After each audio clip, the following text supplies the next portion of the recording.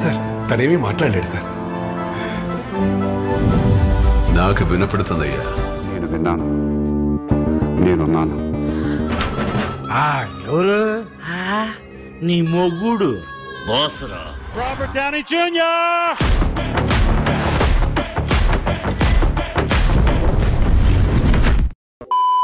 శానియా Comic-Con యొక్క events అనేవి జరిగాయి కదా, అందులో ఎంసీయూకి సంబంధించి మనకు ఒక అదిరిపోయే అప్డేట్ అనేది ఇచ్చారు.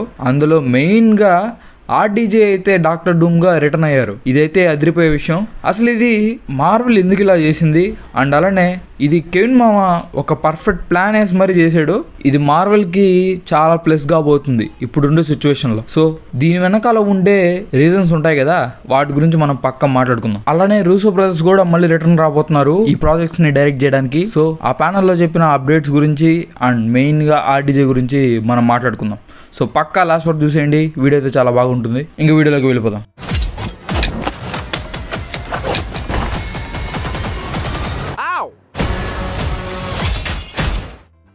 మార్వెల్కి సంబంధించి ఇందులో 4 ప్రాజెక్ట్స్ యొక్క అప్డేట్స్ అనేది ఇచ్చారు. అందులో ఫస్ట్ది క్యాప్టెన్ అమెరికా 4 అయితే మెన్షన్ చేశారు. ఈ మూవీ February 14, 2025 అయితే రాబోతుంది. ఇంకా సెకండ్ది ఫ్యాంటాస్టిక్ 4, ఇది 2025లో అయితే రాబోతుందంట. ఈ రాబోయే ట్యూస్డే నుండి షూటింగ్ అనేది స్టార్ట్ కాబోతుంది.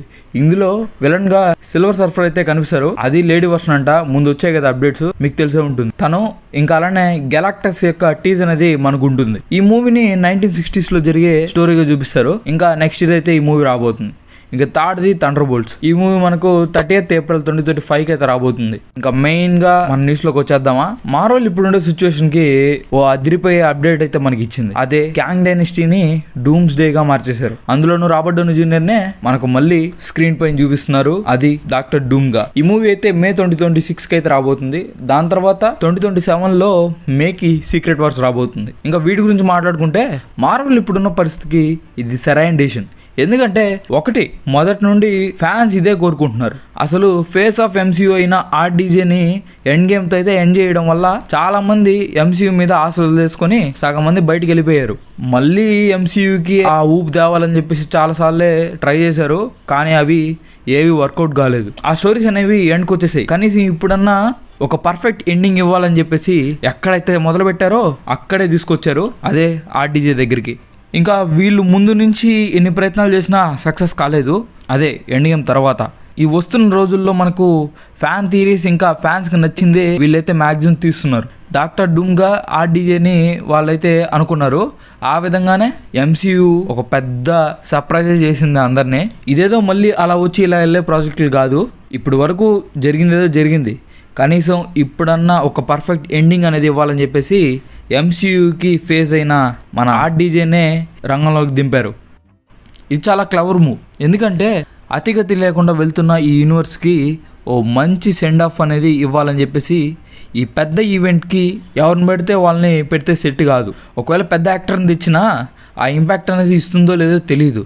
కాకపోతే ఒక సర్ప్రైజ్ లాగా మనకు ఎవరినైతే మనం ఇప్పుడు వరకు చూసామో, అంటే ఎంసీయూ అంటే ఈ మనిషి గుర్తొస్తాడు కదా, అదే మనిషిని ఫేస్ గా చూపించి ఈ ఎంసీయూకి మళ్ళీ ఆ వైభవాన్ని తీసుకురావాలని చెప్పేసి భలే ప్లాన్ చేశారు. ఒక సినిమాటిక్ యూనివర్స్ ని ఎండ్ చేయాలన్నా ఎలా ఎండ్ చేయాలో మార్వెల్ని చూసే నేర్చుకోవాలి. ఆ విధంగా ఇప్పుడు మనకు ఐరన్ మ్యాన్ అయితే మళ్ళీ ఇప్పుడు డాక్టర్ డూమ్ గా చూపిస్తున్నారు. ఐరన్ మ్యాన్ గా ఆర్డీజేతో స్టార్ట్ అయిన ఎంసీయూ తన హీరోయిజంతో స్టార్ట్ అయ్యి ఇప్పుడేమో తనే అందరికీ పెద్ద థ్రెట్ అయ్యి తన విలనిజంతో ఈ యూనివర్స్ని ఎండ్ చేయబోతున్నాడు. ఎవరితో మొదలు పెట్టారో అతనితోనే ఎండ్ చేస్తున్నారు. సో కెవిన్ మామ్ అయితే ఇక్కడ అదిరిపోయే ప్లాన్తో వచ్చాడు. ఇంకా మెయిన్గా infinity war and end game magic మళ్ళీ రిపీట్ కావాలంటే దానికి ఎవరెవరో సెట్ గారు, కేవలం రూసో బ్రదర్సే కరెక్ట్. అసలు అన్ని క్యారెక్టర్స్ని స్క్రీన్ పైన ఎలాంటి ఇబ్బంది లేకుండా ఒక బ్యాలెన్స్తో పర్ఫెక్ట్గా చూపించాలంటే అది వీళ్ళ వల్లే సాధ్యం.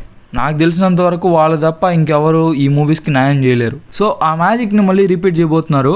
ఆ విధంగా చూసుకుంటే ఎంసీయూకి ఎండింగ్ అనేది చాలా పర్ఫెక్ట్గా ఉండబోతుంది. మొదటి వరకు వాళ్ళ ప్రయత్నం అనేది వాళ్ళు చేశారు, అది వర్కౌట్ కాలేదు.